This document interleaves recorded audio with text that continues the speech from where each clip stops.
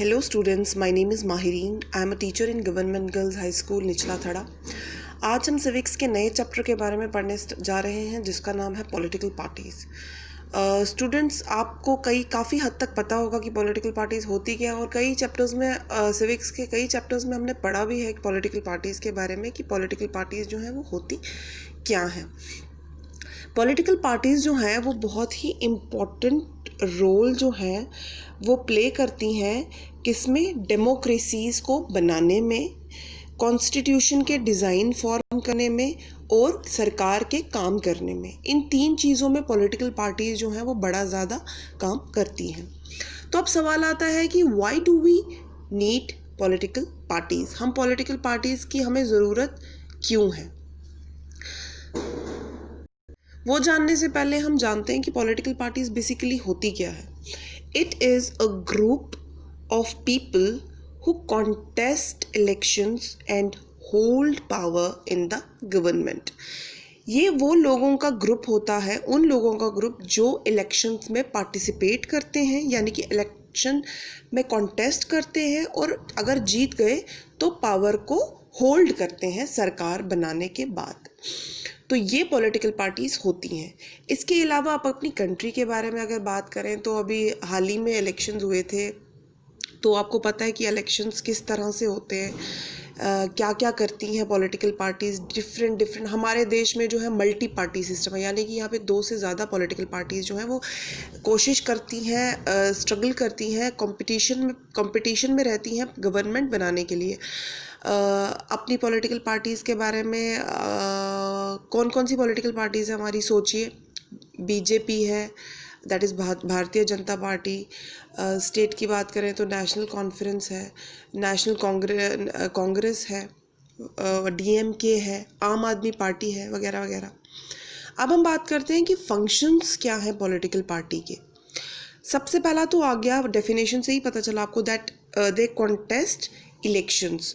वो इलेक्शंस में कॉन्टेस्ट करते हैं। देखिए, हम में से जो भी 18 साल से ऊपर की एज का होता है, 18 साल का होता है, वो इलेक्शन में पार्टिसिपेट करता है वोट देने के through, by voting for their party, जिसको भी वो जिताना चाहते हैं। तो वहाँ पे अलग अलग नाम लिखे होते हैं जिनके अपोजिट हमें एक मार्क करना होता है, स्टैम्प सा लगाना होता है, जिससे हम उसको वोट दे देते हैं जिस पार्टी को भी हम जिताना चाहते हैं। तो कई सारी पॉलिटिकल पार्टीज़ जो हैं वो कॉन्टेस्ट करती हैं इलेक्शंस। तो ये एक मेजर फंक्शन आ जाता है पॉलिटिकल पार्टी का।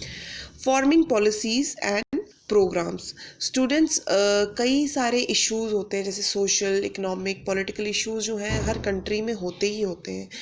तो उन इश्यूज़ को सॉल्व करना पॉलिटिकल पार्टीज़ का काम होता है। तो फॉर्मिंग पॉलिसीज़ एंड फिर उसके तहत वो पॉलिसीज़ भी बनाते हैं और प्रोग्राम्स भी बनाते हैं। आपने ये भी देखा होगा कि इलेक्शन जब नज़दीक आ रहे होते हैं, जो पॉलिटिकल पार्टीज़ इलेक्शंस में कॉन्टेस्ट कर रही होती हैं, वो सब क्या करते हैं, अपने अपने पोस्टर्स बनाते हैं, उसमें अपने मैनिफेस्टोज़ लिखते हैं, यानी कि हम क्या क्या करने जा रहे हैं, क्या क्या काम करेंगे after we win in the elections. तो वो आ गया मोल्डिंग पब्लिक ओपिनियन। जैसे कि फॉर एग्जांपल मैं हूँ कि मैंने वोट देना है किसी पार्टी को, मैंने अपना माइंड बनाया, लेकिन जब मैं किसी दूसरी पॉलिटिकल पार्टी का मैनिफेस्टो देखती हूँ, उनके पोस्टर्स देखती हूँ कि यार ये तो बड़ा ज़्यादा काम करने वाले हैं, तो हो सकता है कि मेरी ओपिनियन बदल जाए और मैं दूसरी पार्टी के लिए वोट अपना तैयार कर दूँ। मतलब पब्लिक, यानी कि सब लोगों की ओपिनियन बदलना, चेंज करना, ये काम होता है पॉलिटिकल पार्टीज़ का। फॉर्मिंग और रनिंग गवर्नमेंट। जब जो कोई भी जीत जाएगा तो उसका क्या काम है, उसने क्या करना है, उसने सरकार को चलाना है, बनाकर फिर उसको चलाना है, काम करना है।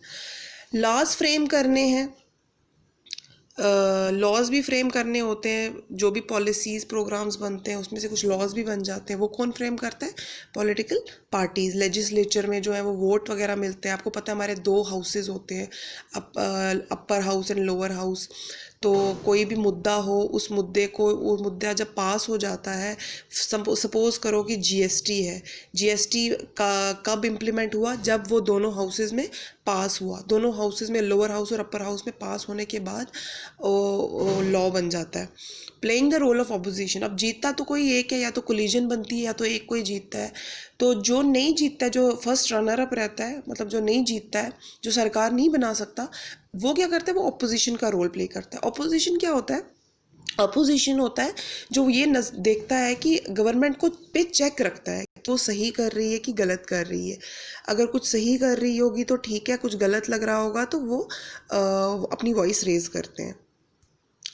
उसके बाद आ गया last, access to the government. Students, हम आम लोग हैं, हम डायरेक्टली सरकार को एक्सेस तो कर नहीं सकते, हम डायरेक्ट प्राइम मिनिस्टर के पास जाके अपनी बात नहीं रख सकते। तो हमारे मतलब कुछ इंटरम्स होते हैं, कुछ बीच के लोग होते हैं, मिडिल मैन होते हैं, जिनके थ्रू हम अपनी बात गवर्नमेंट तक पहुंचाते हैं। वो कौन होते हैं? वो पॉलिटिकल पार्टी के बंदे होते हैं, जिनके थ्रू हम गवर्नमेंट तक बात पहुंचा सकते हैं। तो that is access to the government. तो ये सारे तो थे हमारे functions of a political party. अब आ जाता है नेसेसिटी क्या है, ज़रूरत क्या है पॉलिटिकल पार्टी की। डेमोक्रेसी की बात करें तो democracy is not at all possible without political parties. अगर पॉलिटिकल पार्टीज़ नहीं होंगी तो 3 प्रॉब्लम्स होंगी। एक तो इंडिपेंडेंट इलेक्शन कैंडिडेट्स, इंडिपेंडेंट कोई भी खड़ा हो जाएगा तो इलेक्शंस में जीतेगा या हारेगा, जो भी है, जो जीतेगा तो वो मेजर डिसीजंस नहीं ले पाएगा। दूसरा आ जाता है अनसर्टेनिटी ऑफ गवर्नमेंट। तो गवर्नमेंट जो है, वो जो भी गवर्नमेंट बनेगी, ऐसी कोई पॉलिटिकल पार्टी जीतती है या collision of government political parties बनती है, तो दे बिकम रिस्पॉन्सिबल। लेकिन अगर कोई ऐसे ही बिना पॉलिटिकल पार्टी के ऐसे ही कोई भी उठ के जीतेगा तो गवर्नमेंट जो है वो रिस्पॉन्सिबल नहीं होगी किसी को भी, और वो अनसर्टन रहेगी, वो कभी भी टूट के गिर सकती है। और तीसरा आ गया कि reject the idea of representative democracy.